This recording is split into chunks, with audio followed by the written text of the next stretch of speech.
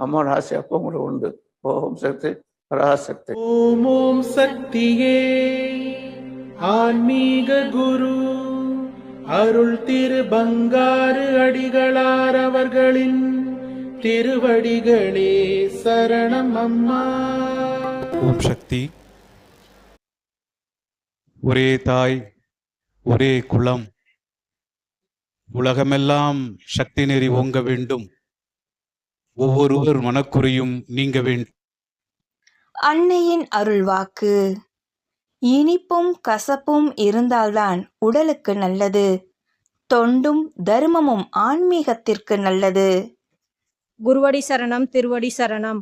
ஓம் ஓம் சக்தியே. பேரருள் ஒளிவடிவ பேராற்றலான ஆன்மீக குரு அருள் திரு அம்மா அவர்களின் திருவடிகளை வணங்கிடுவோம். ஓம் சக்தியே.